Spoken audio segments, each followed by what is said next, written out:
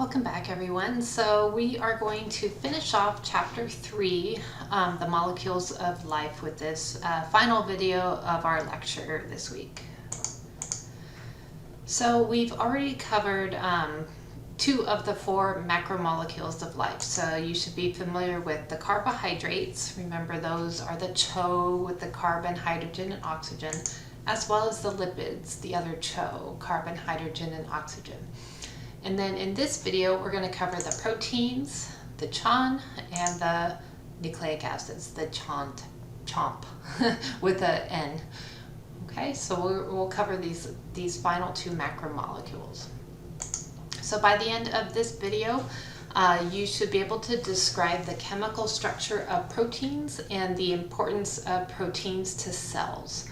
You should also be able to describe the chemical structure of nucleic acids and explain how they relate to inheritance.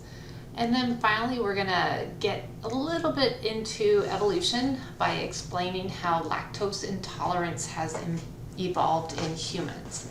And just like in the previous video, I highly recommend that you write these learning objectives down, and then after the video, see if you can answer them in detail as a review.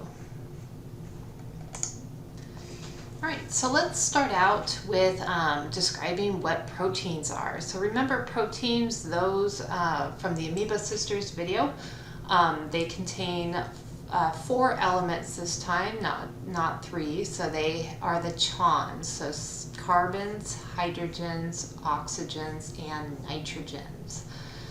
And we can see here that they do follow the same pattern as carbohydrates, where we have a true monomer and true polymer. Okay, so the monomer in this case are what we call the amino acids. Now sometimes you'll see them as peptides. So peptides and amino acids are the same things. They're the monomers. And it has to do with the functional groups. So if you remember from the beginning of chapter 3, we talked about the amino group and the carboxyl group, and that's what makes up an amino acid. So we have a carbon in the center with a hydrogen and something called the R group or chain, and we'll talk about that in a little bit. And then attached to the carbon on one side is an amino group. So remember, an amino group has a nitrogen and 2 hydrogens. And then on the other side is a carboxyl group. So a carboxyl group is combining a carbonyl with the oxygen double bonded to the carbon and a hydroxyl, an OH group. So that forms a carboxyl group. And if you recall from our functional groups, the amino group plus a carboxyl group, carboxyls, they form the acids. So you end up with an amino acid. All right. Now this part of the amino acid is going to be the same for all amino acids. We have a carbon in the center with a hydrogen, and then an amino group on one side and a carboxyl group on the other side. So what distinguishes amino acids from each other is the R group, or the R chain.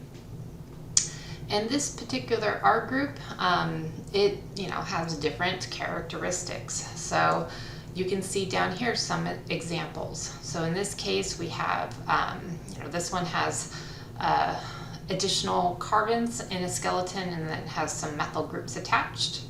And if you notice, the methyl groups make it hydrophobic. Okay, so even though we have, acid part and an amino part, which are more polar, we also have a hydrophobic part. Serine, we have an OH group at the end, so that's an alcohol that is hydrophilic. So the side chains are going to really help determine the folding of the proteins. So we'll talk about that later, okay? So just recognize that the amino and carboxyl groups make up the same structure of all amino acids. It's just the R chain that is different amongst amino acids. And so that gives them the different characteristics. So sometimes they're hydrophobic, sometimes they're hydrophilic, sometimes they will form acids. Sometimes they will want to be they're more non-polar and want to stay away from water and so forth. Okay. Now, as far as protein functions, they are very diverse in function. Okay, so there are a lot of different functions for our proteins. So you might think of proteins think about the reason why you need proteins in your diet. It's the building blocks of life, basically, because proteins are involved in a number of our structural and functional processes in our body. So we are going to go through 8 of them. So for one thing, proteins are enzymes. Okay, so enzymes speed up reactions. So most of our enzymes are protein based. So for example, any chemical reaction that's occurring inside of your body will be catalyzed by an enzyme. So all enzymes, most of them, the majority of them are protein based. Also, our proteins can serve a defensive function in our bodies. So a lot of our antibodies that circulate throughout our body are protein based. Okay, so they're going to help recognize and destroy invaders such as viruses and bacteria. Okay, and they're protein based. Storage proteins. So storage proteins, they store amino acids since they're the building blocks of life, for building things. So think about like a chicken egg. Inside that chicken egg, you have the yolk, which is where the embryo would be if it's fertilized. And then surrounding the yolk, you have the egg white. Well, the egg white is made of albumin. Albumin is protein. Okay, so that's just basically a bunch of amino acids. And so when the embryo is developing within that chicken egg, it's going to rely on that stored source of amino acids to basically grow that little chick inside that egg. Okay. Transport proteins. So in chapter 5, we're going to talk more about the cell membrane, the plasma membrane. We already talked about the phospholipid bilayer, but also part of our cell membrane are what we call transmembrane proteins, which can be embedded within the plasma membrane. And those transmembrane proteins, or otherwise known as transport proteins, they can help bring certain things into or out of the cell. Okay, so our phospholipid bilayer is semi-permeable, so it allows certain things in and out. And then the transport proteins can allow things that cannot pass through the phospholipid bilayer. It can actually allow them to enter. So they transport things into and out of the cell. And then here are the other 4 functions. So we have hormonal proteins. We already talked about hormonal lipids, the steroids, like our cholesterol-based sex hormones, our testosterone and estradiol. But some of our hormones are protein-based, such as insulin. And if you know anything about insulin, insulin helps regulate blood sugar concentration. Okay, so when it's secreted, it helps your surrounding blood cell or your surrounding tissues to take up glucose. Okay, so when there's an absence of insulin, you might have circulating blood sugar, and then once the insulin is secreted, it causes your tissue to take in that excess blood sugar. Okay. We have receptor proteins. So on the surface of the cell membrane,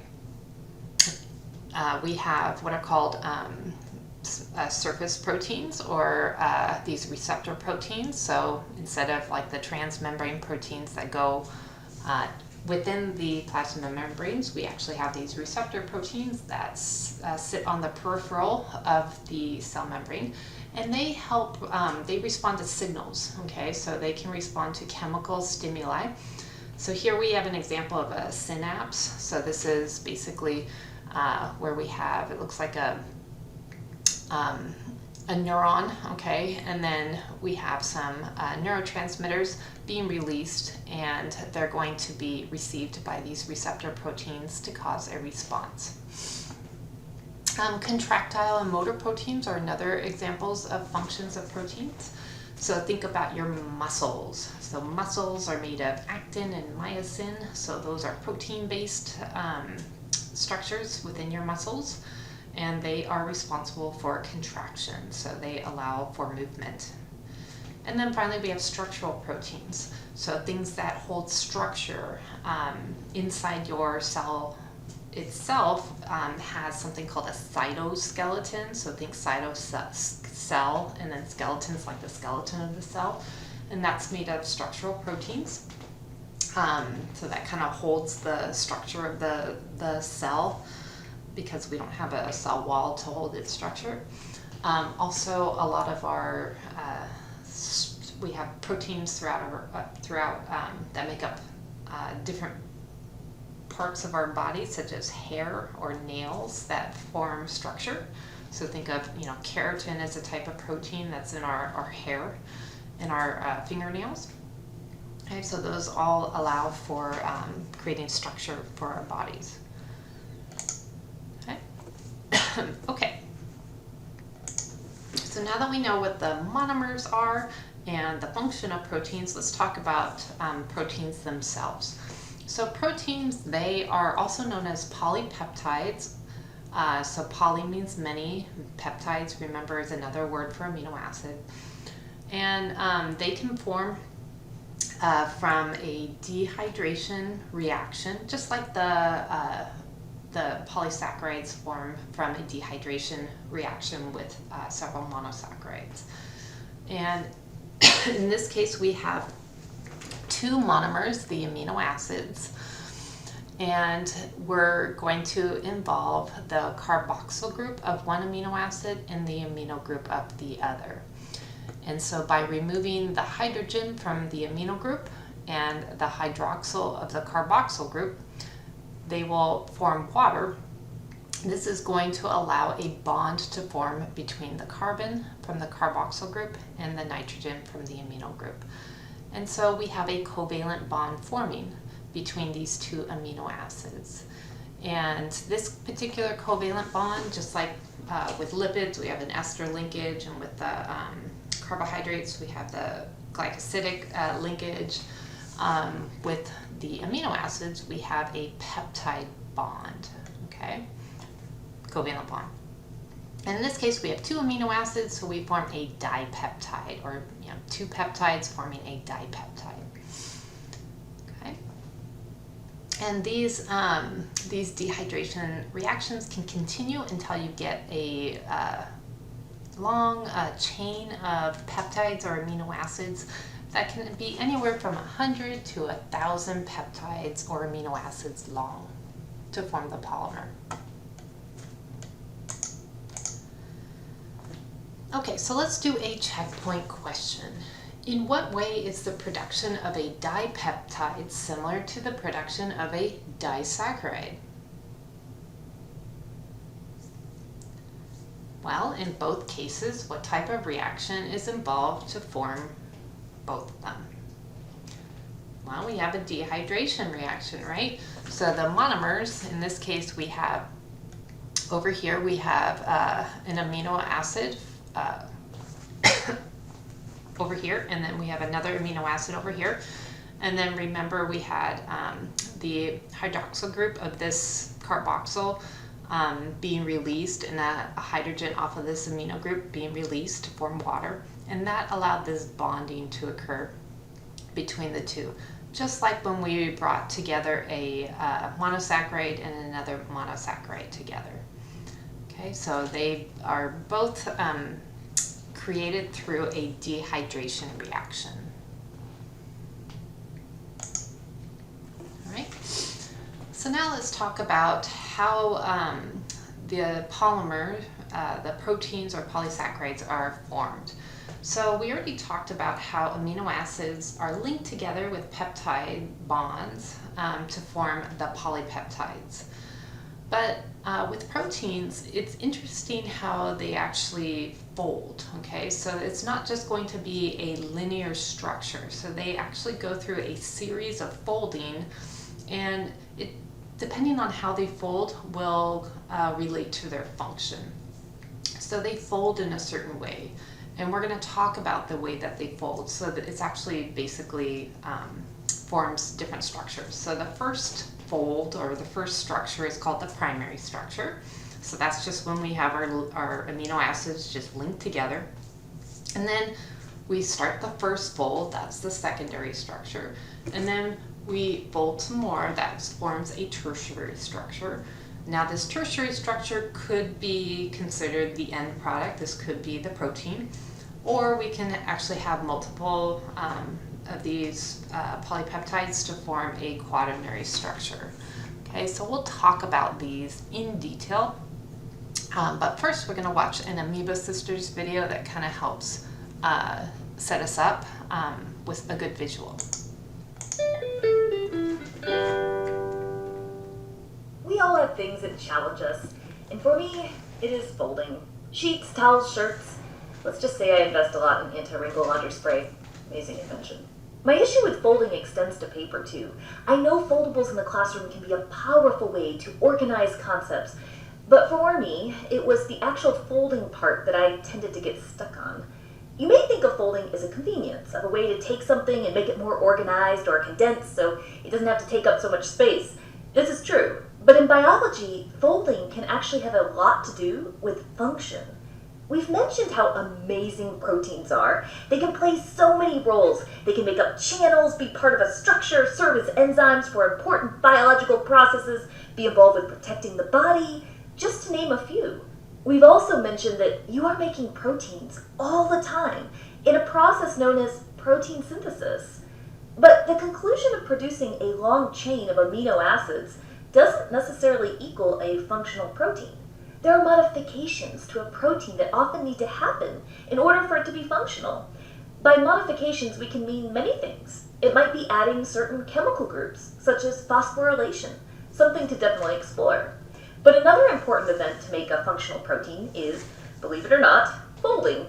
But before we get into protein folding, let's talk about shape and why shape is so important. Shape and function in biology frequently go hand in hand.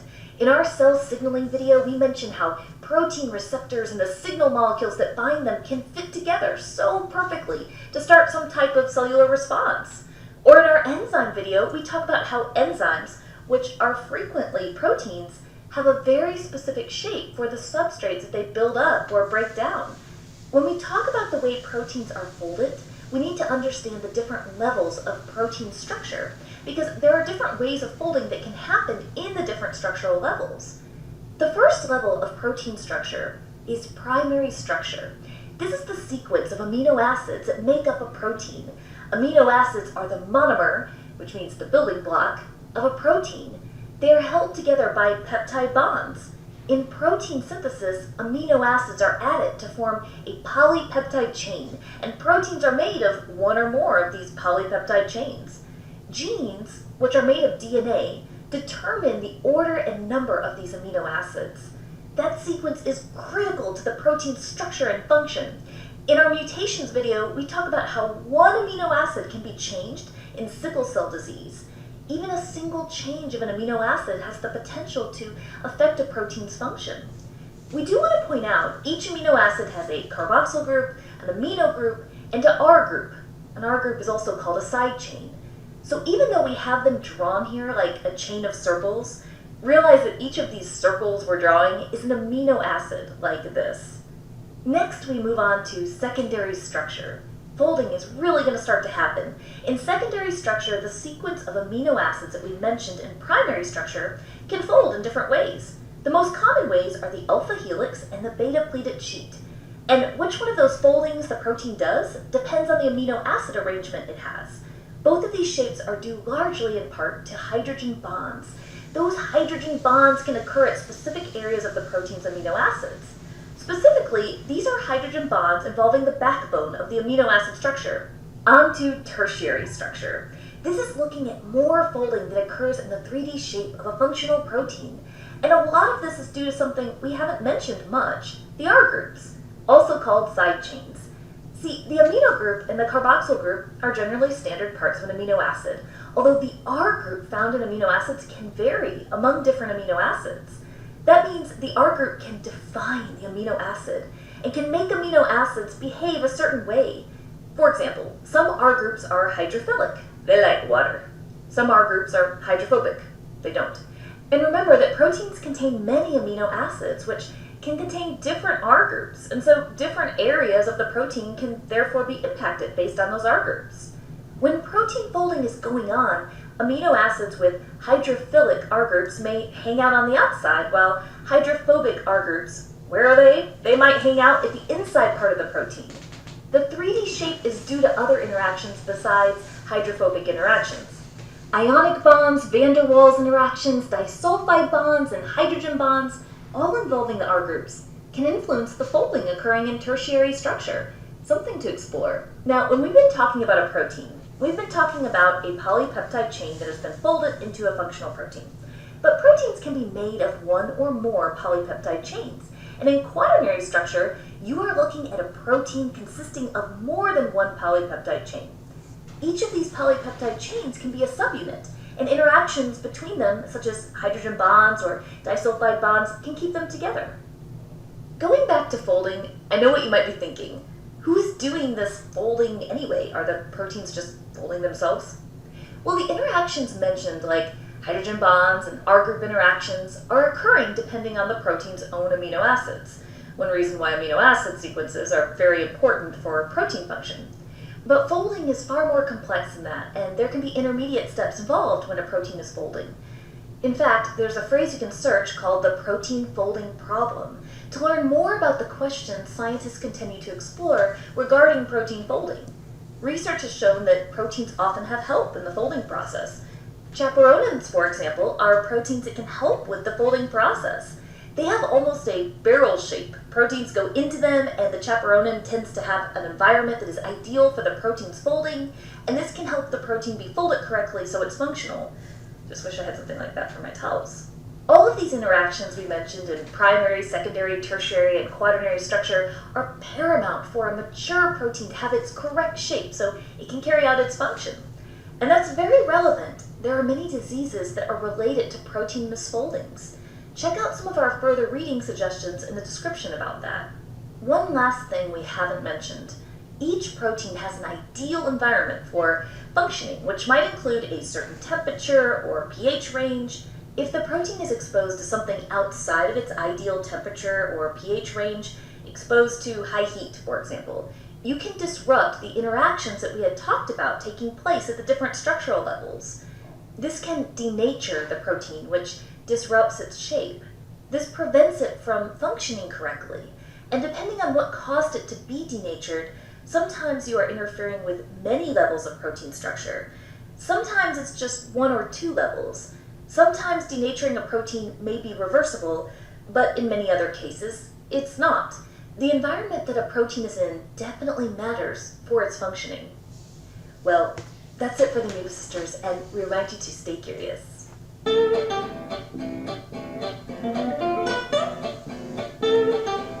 Alright, so from that video we were able to not only learn a little bit more about protein folding, but we also saw what happened when the protein is exposed to environmental factors that it's not used to, and it can actually cause unfolding, which is called denaturing. So we're going to go ahead and go into a little bit more detail so that we understand all of the primary, the secondary, the tertiary, and the quaternary structure folding of the protein. So starting off with the primary structure, remember from the video, it's just basically the amino acid chain. So we can see that the amino acids are held together by those peptide bonds in that linear chain. So it's just that sequence that is created there. And if you recall from the video, the amino acids themselves, they are composed of, the amino group and the carboxyl group. So the only real difference is the involvement of the R groups. So those R chains are different. Everything else is going to be the same. So next we start the folding process. So the first fold involves the hydrogen bonds. Okay, so when we start folding, basically what happens is we're involving the hydrogen ends of each amino acid. So how they start forming hydrogen bonds with nearby amino acids. So there's two main structures that can form from this that we talk about. So one would be the alpha helix, so that's that kind of helical structure. And again, that's formed by the hydrogen of one amino acid being attracted to another, more electronegative end of a nearby amino acid. Okay, so that forms that spiral. Another form would be this baited pleated sheet. Okay, so you can see the interaction of those hydrogens forming hydrogen bonds with opposing amino acids. Okay, so that's the first fold essentially. And those involve, again, the hydrogens of the amino acids. Next, we have the tertiary structure. So this is where we actually get more of a three-dimensional shape to our protein. And so this is going to involve the R chains. And we learned from the video, as well as earlier, that those R chains, they have different characteristics. So some of them can be hydrophobic, some of them can be hydrophilic, some of them will want to form ionic bonds, some of them will want to form like what are called these disulfide bridges, hydrosulfide bridges. And so basically it's these involvement of these R chains that become involved in the tertiary structure. So imagine if we have, for example, an R chain that is hydrophobic.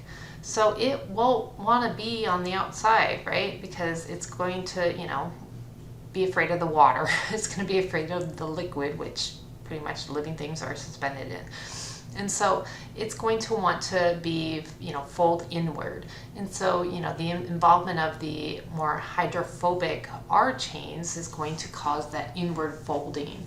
Whereas the more hydrophilic R chains, okay, they will be okay with being more on the outside. Okay. We also have, again, like disulfide bridges, so that has to do with the involvement of the sulfur, basically the sulfur atom of an R chain, so that can form a bond with a hydrogen to create this little bridge. So there's all different types of bonding that can occur, as well as folding, in order for these R chains to kind of interact. Okay. Now, at this point, we could have a fully functional protein, or we can have multiple of these polypeptides interacting together, held together by hydrogen bonds and other things to form a quaternary structure. So an example of a quaternary structure would be, like, for example, hemoglobin. Hemoglobin has four of these proteins, or I should say polypeptides, kind of stuck together, okay, to form a hemoglobin molecule or protein. All right. So that's basically how they fold until they actually become a fully functional protein.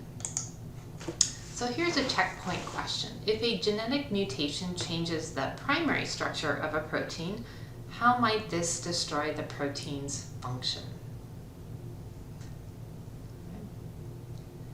Well, remember, the primary structure involves what? So that's the amino acid chain.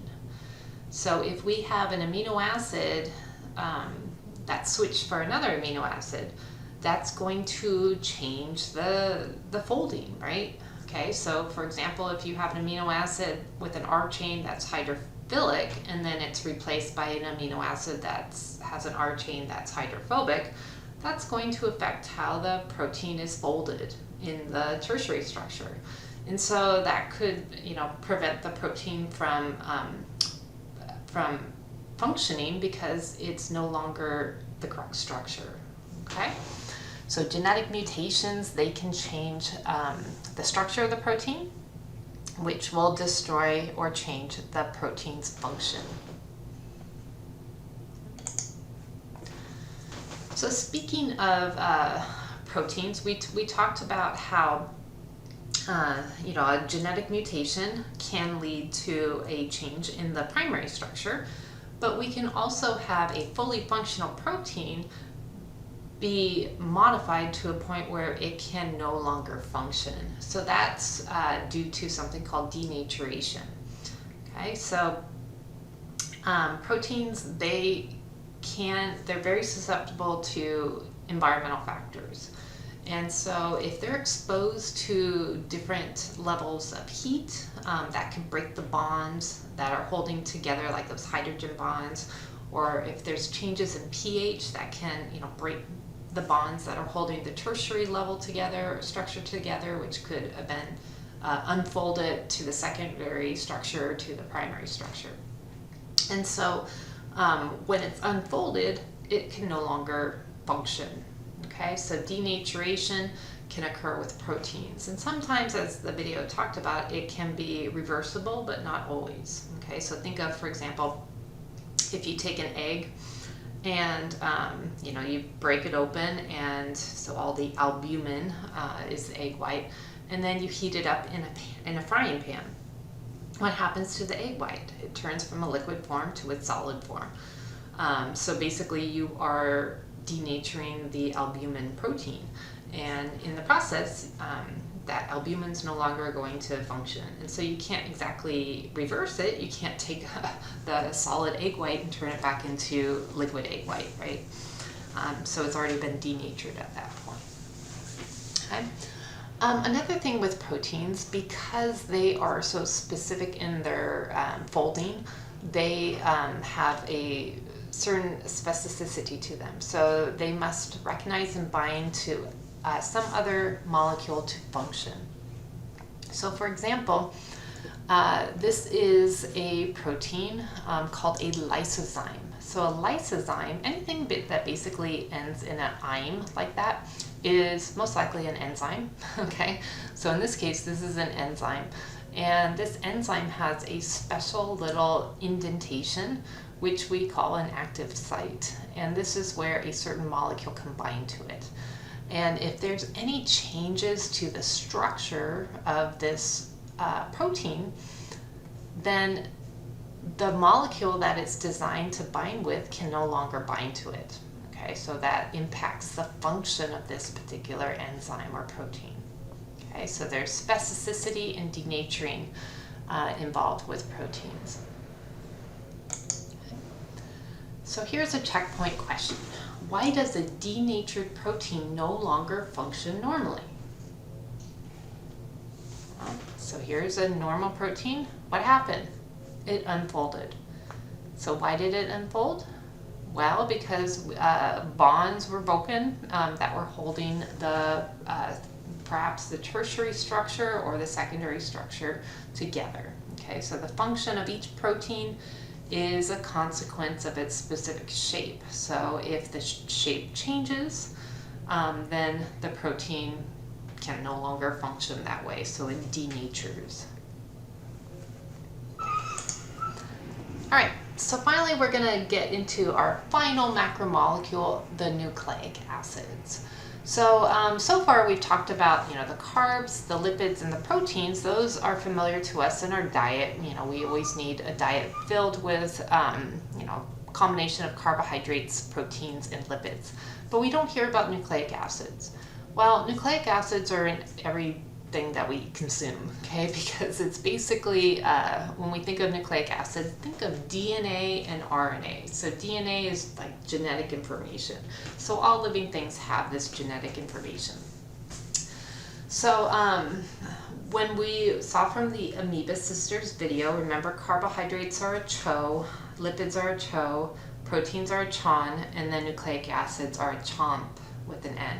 So that means that they have a carbon, hydrogen, oxygen, nitrogen, and phosphorus. Okay, so there's phosphorus as well. So if we take a look at the structure of our nucleic acid, actually let's bring it down to its monomer. So a monomer of a nucleic acid is called a nucleotide. And the nucleotide is made of 3 components. It has a phosphate group, a sugar group, and a nitrogenous base. Okay, so you can see how it's lined up here. So here's our phosphate group. Okay, that's that organic phosphate. And then we have, and there's where the P comes on from for the CHOMP. And then here's our sugar group. Now, if you recognize, this one is a deoxyribose. You recall from our carbohydrate talk, ribose is a pentose. So there's 5 carbons. You can see the 5 carbon there. So in this case, it's a deoxyribose, so it's also a pentose. And then we have a nitrogenous base. So nitrogenous, think nitrogen. So it's a rings based structure here. So we have nitrogen involved. Okay, so this is what's forming a nucleotide. So our nucleic acids, the monomer, are these nucleotides made of these 3 parts. Okay, so there's the monomers, the nucleotides. Now all nucleotides have the sugar and the phosphate group. The difference between individual nucleotides has to do with their nitrogenous bases. Okay, so the nitrogenous bases can vary, and we'll talk about the nitrogenous bases based on what type of nitrogenous base they contain. So that's how we name the nucleotide. So you can see there's 5 of them, and 4 of them are found in DNA, and 4 of them are found in RNA. So the ones that are common between DNA and RNA are cytosine, adenine, and guanine. Okay, so these 3 you can find in DNA as well as in RNA nucleotides. Okay, the only difference though is that in DNA there's something called thymine, and in RNA there's, instead of thymine, there's uracil. Now, another thing that you'll notice is that with the nitrogenous bases, we abbreviate them, so it's just easier to write them out. So adenine is an A, guanine's G, cytosine C, thymine's T, and uracil's U. Okay, so you'll see that those abbreviations, especially when we get into protein synthesis later on. And then finally, the last thing you'll notice with our nitrogenous bases is they vary based on the number of rings. Okay, so the single rings are what we call the pyrimidines. So the pyrimidines involve cytosine, thymine, and uracil. So they have single rings.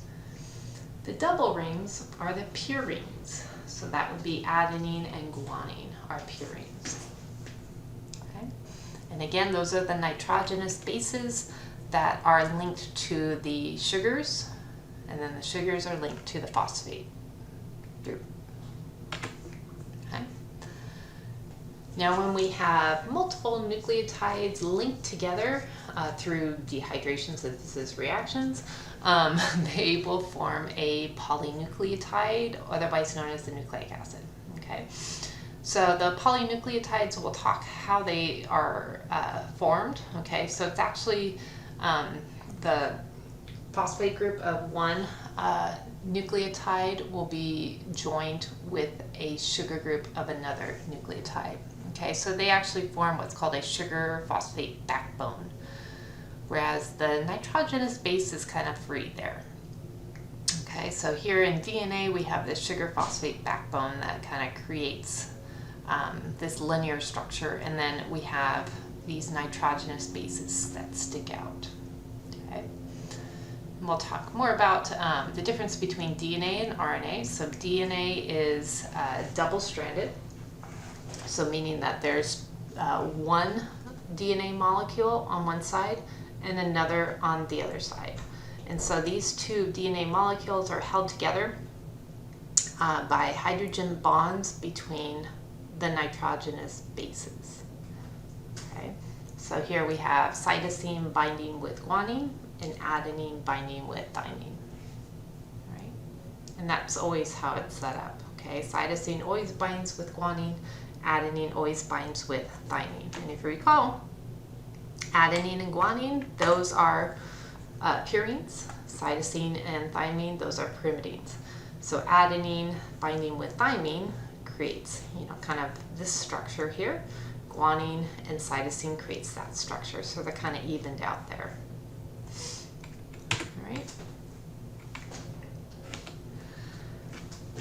Now, the purpose of our nucleic acids, well, one main purpose is actually the central dogma of biology, is that it helps us make proteins. Okay, so how does it do that? So inside the nucleus of our cells contains our DNA. So the DNA is our blueprint. Okay, that basically contains the instructions to make another one of us. Okay, so inside each one of your cells, it doesn't matter if it's a cell in your heart or a cell in your brain or a cell in your skin.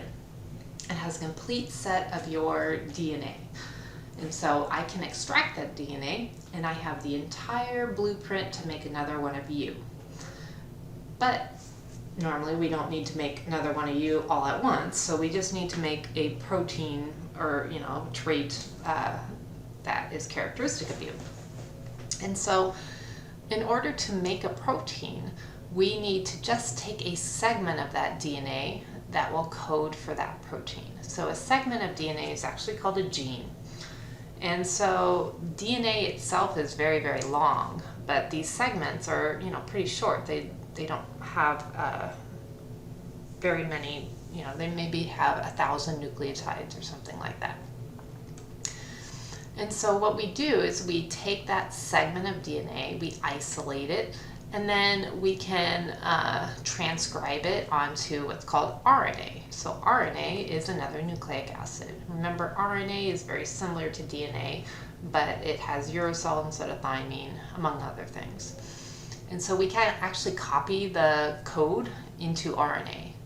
And then from there, we can take this shorter segment of RNA that's not nearly as long as the full DNA strand and leave the nucleus with it out into the cytoplasm.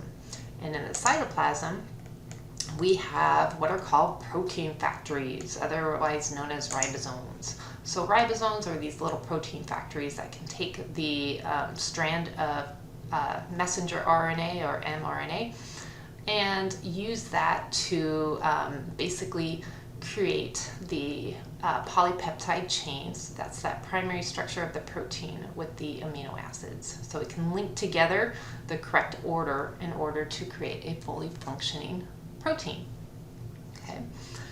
So this is what we call the central dogma of biology. So we're basically taking genetic information and we're making proteins from it. Okay.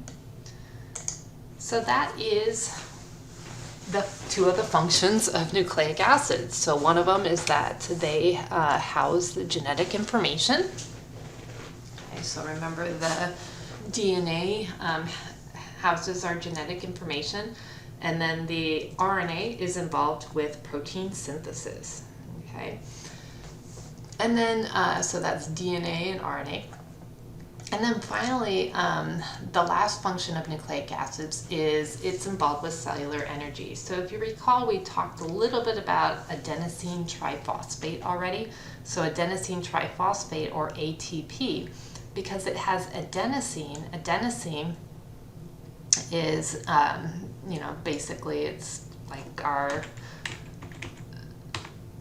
adenine with some other stuff attached. Okay, so it's actually a type of nucleotide. Okay, and because of that, it can be classified as a part of the same category as RNA and DNA. And so it is considered cellular energy. And again, we'll talk more about ATP later on. when we talk about cellular respiration. But for now, just realize that ATP has a lot of potential energy.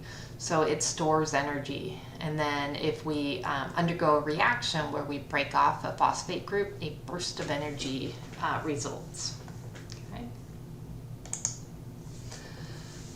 Okay, so here's a checkpoint question for you. So how are the two types of nucleic acids, in this case they're talking about DNA and RNA, functionally related?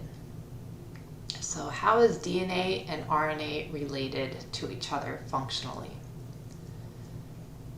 Well, you go back to the central dogma. So the DNA contains the genetic information that will code for the proteins. So the RNA is involved with, it's the kind of the middleman, the intermediary. So it's going to take the information from the DNA out into the cytoplasm where the ribosomes are and provide the instructions to make the protein. Okay. Here's another question for you. How does RNA differ from DNA? A, DNA encodes hereditary information, RNA does not, or RA, there's an N missing there, RNA does not. Or is it B, DNA forms duplexes, RNA does not. C, DNA contains thymine, RNA contains uracil. Or D, DNA contains 5 bases, RNA contains 4. So which one of these is basically true, or all of them true? If you chose C, I would agree with you. Okay, so DNA contains thymine, RNA contains uracil. Okay, so that's a difference between DNA and RNA. DNA encodes hereditary information, but so does RNA. RNA has hereditary information there too. Okay, it's basically copied the code from the DNA. So that one's not true. DNA doesn't form duplexes, it forms a helix. Okay, so it's not a duplex. DNA contains 5 bases, RNA contains 4. No, they both have 4. Okay, so the only one that's correct is C. All right. So we're going to end the chapter by talking about lactose intolerance. So lactose intolerance, it actually involves lactose, which is if you recall from the carbohydrate section, that is a disaccharide, okay, dairy sugar. We also have lactase, which is a protein. And then we have genetics, so that's a nucleic acid. So we're actually involving 3 different of our 4 macromolecules here. So lactose intolerance. With pretty much any mammal, aside from humans, once we reach a certain age, we no longer take milk from our mothers. Okay, so mammals being mammals, females have mammary glands, which produce milk as an important nutritional source for the developing baby. And then once you reach a certain age, you no longer need milk from your mother. You can, take food from the environment instead. So what typically happens with animals is that when you're babies, you produce an enzyme called lactase. So lactase is a protein enzyme that will break down lactose into galactose and glucose, those 2 monosaccharides, which then your body can process. However, once animals reach a certain age, they no longer need milk, and so from their mothers, so they stop producing that enzyme lactase. Okay, and so they don't drink milk anymore, so they don't need that enzyme. Well, some humans have evolved a mutation that allowed them to continue producing lactase their entire lives. Okay, so it actually caused, instead of having that gene turned off permanently, it kept that gene, the lactase gene, turned on permanently. Okay, so it allowed that enzyme to continue being produced in the body. And of course, individuals that had that mutation, they were able to drink dairy milk their entire lives, and so they had an advantage, right? So they could pass that on to the next generation and so forth. And so people that are descendants of that, those ethnic groups, continue to be able to process lactose today. Okay, so some of you are of that group. Okay, I am as well. I can, still drink milk and have no issues whatsoever. But I think about 70% of the population, something like that, lack that inheritance mutation. They did not inherit that mutation, and so because they didn't inherit the mutation, once you reach a certain age, right around your late teens, early 20s, lactase stops being produced, and then you start feeling really funny when you drink milk, and then you start having digestive issues, and then you can no longer tolerate it. And so that's when lactose intolerance kicks in. So all of that has to do with basically your ancestors. Okay, so were you part of that ancestry where you were able to raise dairy cattle and continue passing on that lactase mutation to your, from generations and generations? Okay. So if you're like me, you're part of that group. If not, then you're part of the other 70% of the world that cannot. Okay? So that's what lactose intolerance comes from, is basically the normal ability to, stop producing lactase. Unless you have the mutation like me that allows you to continue producing lactase your entire life. All right? So here's a checkpoint question. Explain how lactose intolerance involves 3 of the 4 major classes. Hey, I answered that already. So we have lactose, that is the dairy sugar disaccharide from carbohydrate. Lactase, that's the protein. Okay, so that's an enzyme and that breaks down lactose. And then we have the mutation of a gene. The gene is DNA, nucleic acid. All right, so we have a couple of concept check questions before we leave. So if you located a single-stranded piece of nucleic acid in a cell, what would it be? Would it be a nucleotide, an amino acid, fatty acid, a sugar, or a glycerol? So the key word is nucleic acid. Okay, so what's a single-stranded piece of nucleic acid? Is it a nucleotide, amino acid, fatty acid, sugar, or glycerol? If you chose a nucleotide, I would agree with you. So remember, monomers are the nucleotides of the polymer, the nucleic acid. Here's another question. The structure of a protein is primarily determined by what? Is it A, the interaction of the R groups on each of the amino acids, B, the way in which the peptide bond forms, C, the sequence of amino acids in the polypeptide chain, or D, the hydrogen bonds formed on the polypeptide backbone? So the structure of a protein is primarily determined by which one of these 4? If you chose C, I would agree with you. The sequence of amino acids in the polypeptide chain. Okay, because this is the primary structure here, right? The sequence of amino acids. Okay, polypeptide, or the peptide bonds, that doesn't matter. That's for, that links all the amino acids together. That doesn't change. The primary structure will determine the secondary structure, which is D.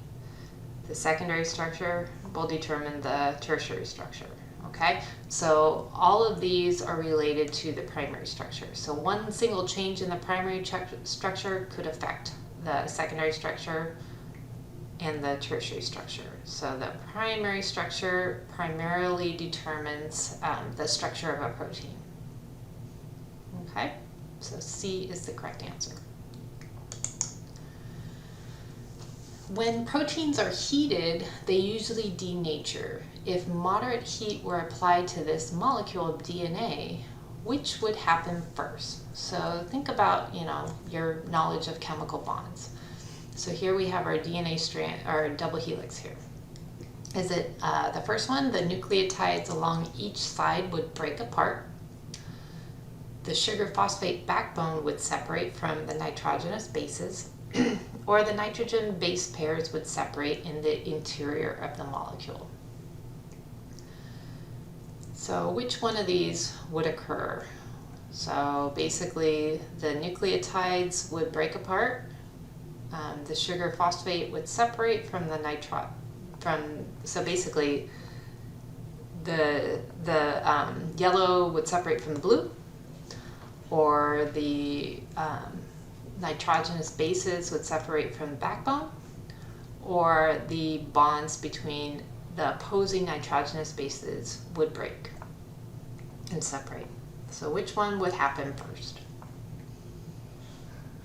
If you thought the third one, I would agree with you, okay? Because these are held together by what type of bond? That is a hydrogen bond. Hydrogen bonds are weak bonds.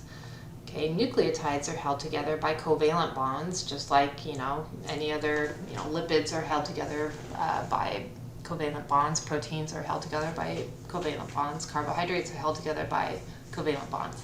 So nucleotides, no different. The backbone is held together by a covalent bond, strong. These two nitrogenous bases, they're weakly linked together by hydrogen bonds. So this will separate first, okay? It's hard to break the backbone. It's easy to break the bonds between the nitrogenous bases. So the last one.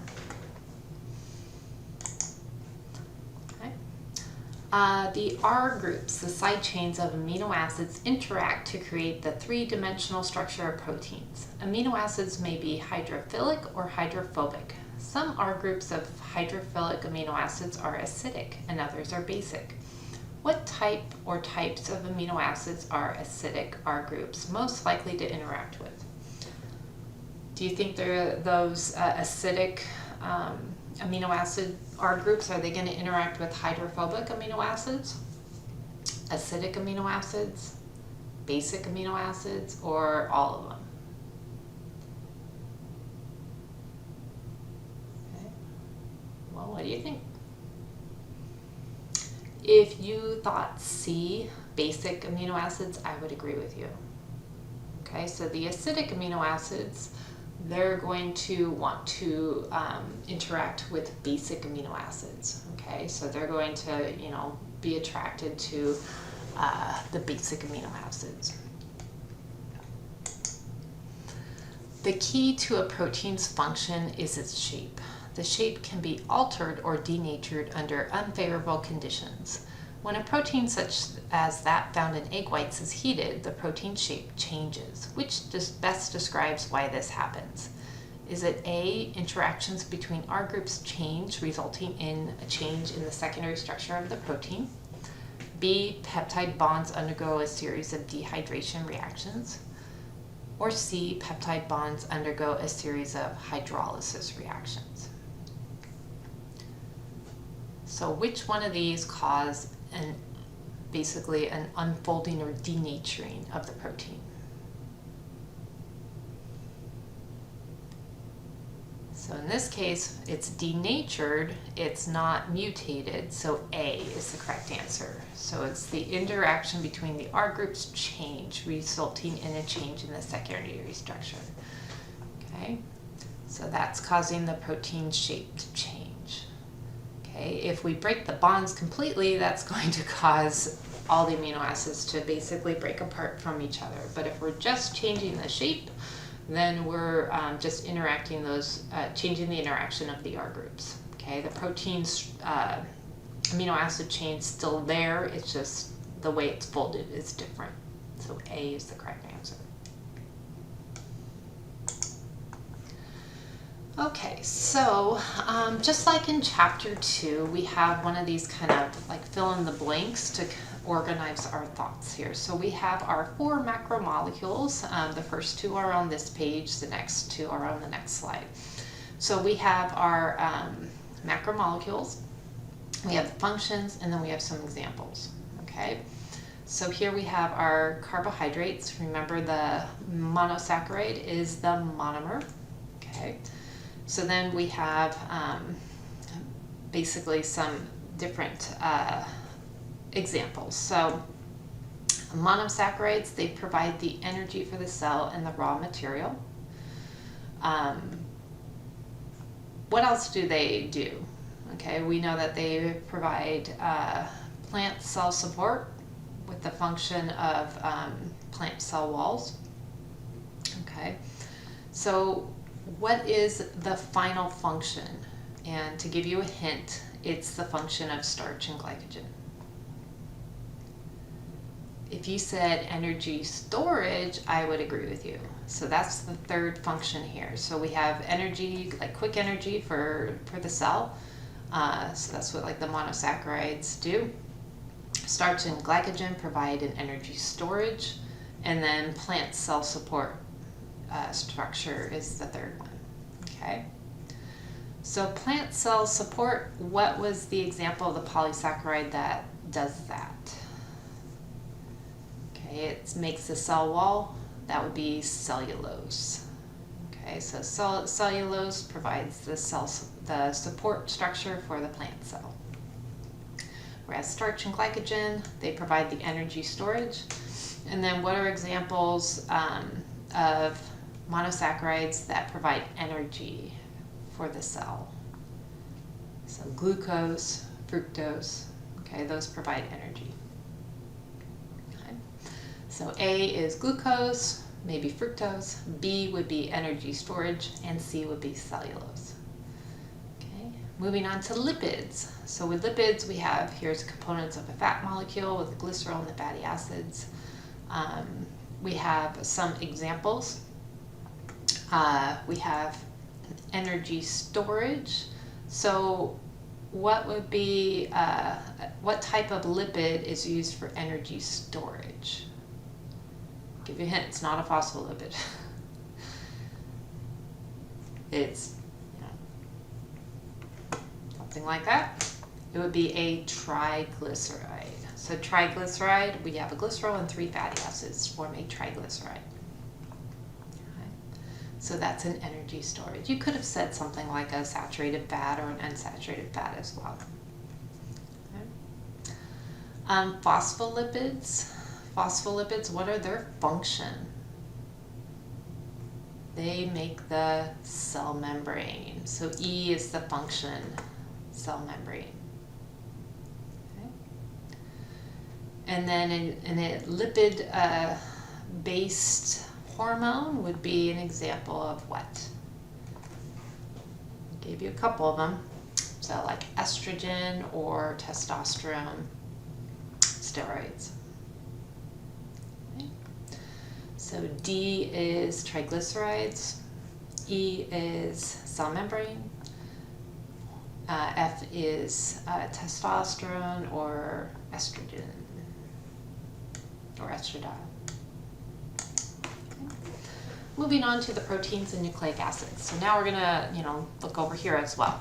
So proteins, first off, we have, what is this group called? That's the amino group. What's this group called? The carboxyl group. So the amino group and the carboxyl group form the amino acid. And then down here, what do I put in this orange box? That is the R group or the R chain. Right. So we have some different functions, okay, and some examples of them. So lactase is an example of what that is a function of a protein. Lactase, ASE, that's an example of an enzyme, right? So enzymes, they speed up reactions. So lactase breaks apart or helps speed up the reaction that breaks apart lactose into galactose and glucose. So lactase is an enzyme. They function as enzymes. Hair and tendons, those are examples of what function in proteins. That would be a structural function, right? So like keratin, for example, helps form your hair and your nails, okay? An example would be muscle proteins. So what do muscles do? They, starts with a C, they contract. So they're contractile. Okay. And then we have transport. Transport is involved with basically transport proteins. Where are they found? in the cell. So they are found in the cell membranes, right? So they allow certain things to enter and leave the cell membrane. And then communication, those are the signal proteins. Antibodies perform what function? Those were defense proteins. Storage, that would be proteins in seeds like or like albumin in egg whites. Receive signals, that would be receptor proteins. Okay, so G is amino group, H is carboxyl group, I is R group or R chain, J is an enzyme, K is structural proteins, L is the contractile, M is membrane, or cell membrane proteins, N is defensive protein. Okay, and then our final group, the nucleic acids. So here we have a nucleotide is made up of 3 parts. What's this part called? That's the phosphate group. What's this part called? The sugar. And this part, the nitrogenous base. And then we have the functions. Okay, so what are the functions of our, here we have a function, heredity. So what would be an example? That would be actually our DNA and RNA. It could also actually, yeah, so what's another factor that's involved? So that would be, DNA, RNA. What's another function of our nucleic acids besides heredity? They can also make proteins, so protein synthesis you can put there. Okay.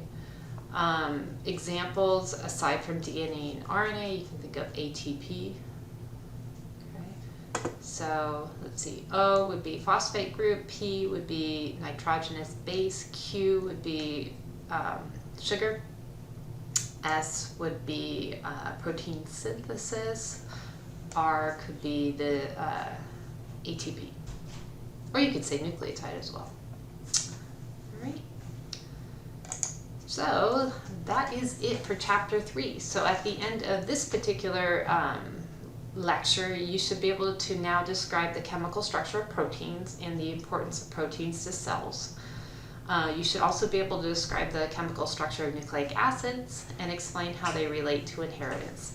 And then finally be able to explain how lactose intolerance has evolved in humans.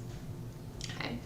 So now that we're done with chapter 3, you should be able to complete the lab and the assignments for week 2. Okay, so now that you have all the background information as well as completing the quiz.